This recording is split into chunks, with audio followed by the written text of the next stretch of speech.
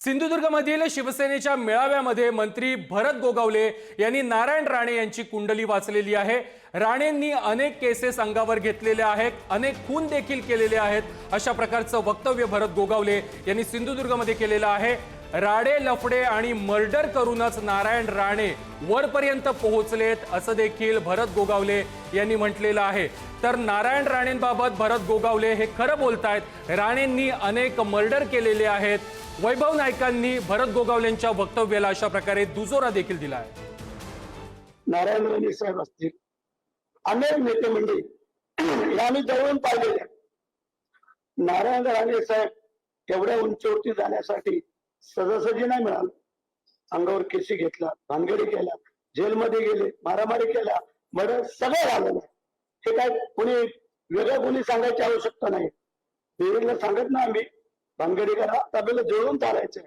पण त्यांच्या पण काही मंडळींनी थोडं आम्हाला पण जोडून घ्यायला पाहिजे, हा आमचा सल्ला, बाकी काय नाही। काल सिंधुदुर्ग जिल्ह्यामध्ये राज्याचे कॅबिनेट मंत्री भरत गोगावले आले होते।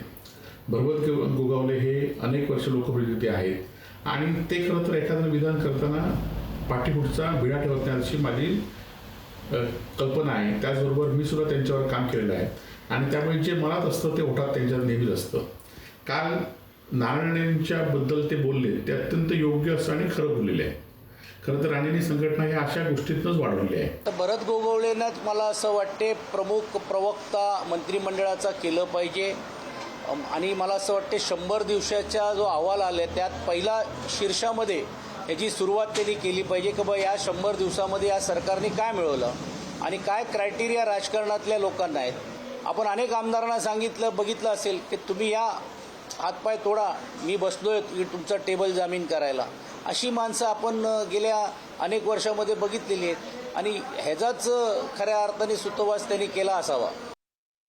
त्या गोगावले असं म्हणाले, तुम्ही काहीतरी त्यांच्या तोंडामध्ये भरू नका। गोगावले असं म्हणाले की सर्वसामान्य शिवसैनिक, सर्वसामान्य बाळासाहेबांचा कार्यकर्ता हा भांडण करून, तंटे करून, सर्वसामान्यांना न्याय देऊन, अंगावर केसेस घेऊन मोठा आलेला असतो आणि खुनासारखे गंभीर आरोप सुद्धा त्यांच्यावर लागलेले असतात। खून करणं आणि खुनाचे आरोप असणं हे वेगवेगळं आहे। त्यामुळे त्यांच्या केलेल्या भाषणाचा चुकीचा अर्थ लावून मीडियाने उगाच काहीतरी वातावरण तापू नये। माझं असं म्हणणं आहे की त्याच्या मागची भावना काय आहे याचा विचार करावा। मी ते एक तर भाषण ऐकलेलं नाही। एक दुसरं, आदरणीय राणे साहेब हे महाराष्ट्राचे मुख्यमंत्री राहिलेले आहेत। असा कुठलाही पोलीस रेकॉर्ड त्यांच्या मर्डर केसचा नाही, कुठलाच पोलीस रेकॉर्ड नाही। कदाचित गोगावलेजींना पूर्ण माहिती नसेल। आज संध्याकाळी चहा पाण्याच्या निमित्ताने माझ्या खांद्याला खांद्याला उभे असतील तर थोडी चहा त्यांना माझ्या वतीने देतो आणि त्यांच्या ज्ञानात थोडा भर टाकतो।